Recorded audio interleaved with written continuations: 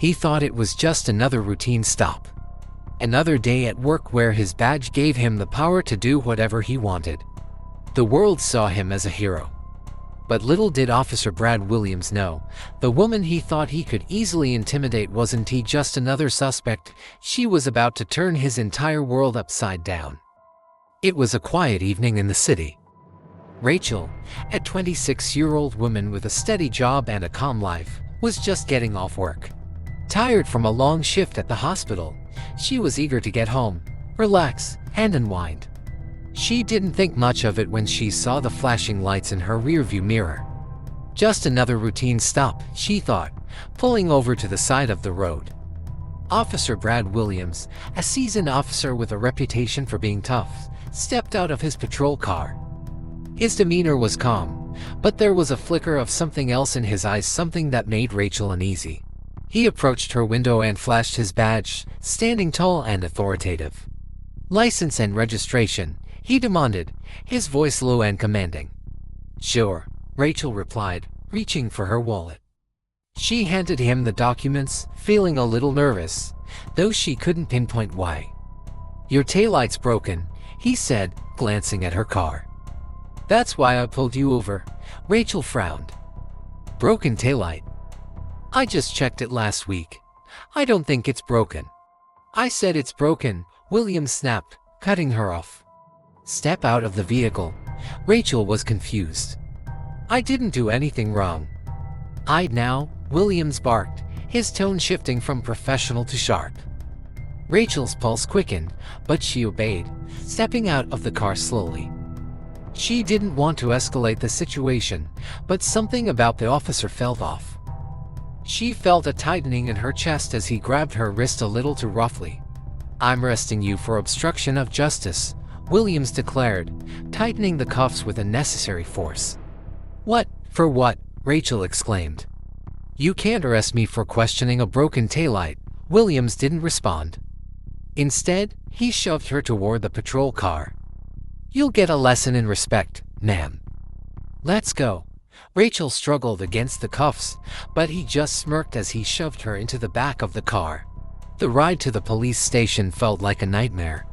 Rachel was quiet, her mind racing. How had things escalated so quickly? As they drove, Officer Williams didn't say a word. The streetlights outside the car flickered past in a blur.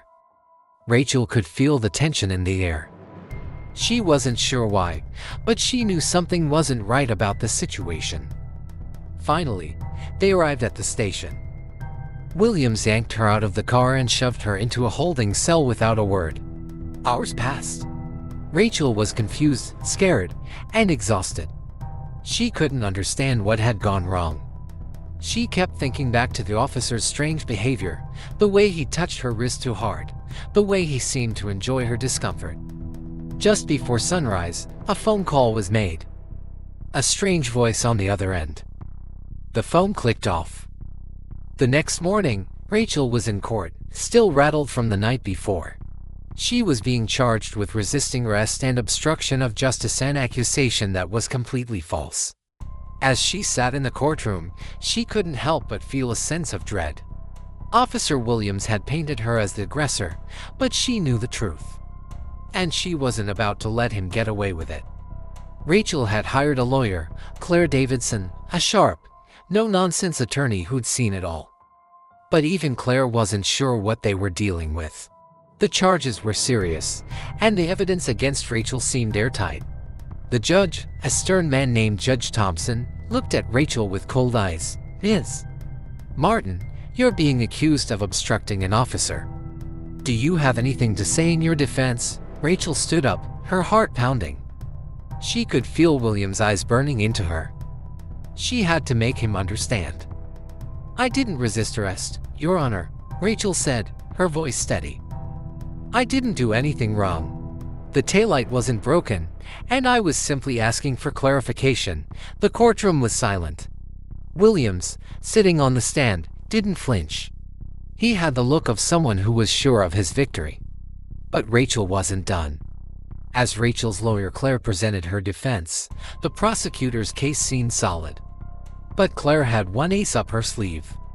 She wasn't going to let Williams get away with his actions. "I have evidence, Your Honor," Claire said, her voice unwavering. "I request that the court review the dashcam footage from Officer Williams' patrol car." The judge raised an eyebrow. "Dashcam footage? For a broken taillight? I believe it will show how Officer Williams escalated the situation without cause," Claire responded. The courtroom grew tense as the footage was played. Everyone fell silent as Rachel watched the video. What she saw next shocked everyone, including the judge. In the footage, Officer Williams was clearly seen grabbing Rachel's wrist forcefully, his words laced with condescension and aggression. He didn't make any attempt to explain the situation. Instead, he pushed her into the patrol car without any clear reason. The entire stop had been unnecessary, and the way he treated Rachel was unprofessional. "Objection, Your Honor," the prosecutor shouted. "This footage is irrelevant." The judge raised his hand. Overruled. We're continuing with the review. The tension in the courtroom was palpable. Rachel's heart raced as the prosecutor stumbled over his words. Just as the court was beginning to sway in Rachel's favor, Claire dropped the real bombshell. "Your Honor, we've also discovered that Officer Williams has a history of similar complaints, excessive force, inappropriate behavior, and previous incidents where his actions were questioned," Claire said, pulling up documents. "The department has been aware of his conduct, but chose to cover it up." Gasps filled the room. Williams' face turned pale. He looked as if he had just realized the walls were closing in on him. Judge Thompson's expression was unreadable. "Officer Williams, how do you respond to these accusations?" Williams opened his mouth but quickly closed it. There was nothing he could say. The prosecutor stood, flustered. "Your Honor, this is a blatant attack on a respected officer," but Claire cut him off. "It's not an attack. It's the truth. And now, the truth will come out." Just as the judge was about to rule, a figure in the back of the courtroom stood up. The man was tall, dressed in a dark suit, his face serious. "Your Honor, I'm from Internal Affairs. There's something you need to know." Rachel's heart skipped a beat. "What's going on?" she thought. The man in the suit held up a file. "Officer Williams is involved in something far more serious than a simple traffic stop. He's been linked to a larger network of police misconduct and corruption." The courtroom went silent. Everyone's eyes were on the man. Rachel's head was spinning. This wasn't just about her anymore. The judge looked at him, his gaze hardening. "What does this mean for the case?" "Everything, Your Honor," the man replied. "We need to investigate further." This is just the beginning. The lights in the courtroom flickered. The tension was so thick it was almost suffocating. The figure stepped forward, and Rachel knew her fight wasn't over, it was just beginning. "What do you think will happen next? How do you think Officer Williams will respond to the Internal Affairs investigation? Do you believe Rachel will get the justice she deserves?" Let us know your thoughts in the comments below.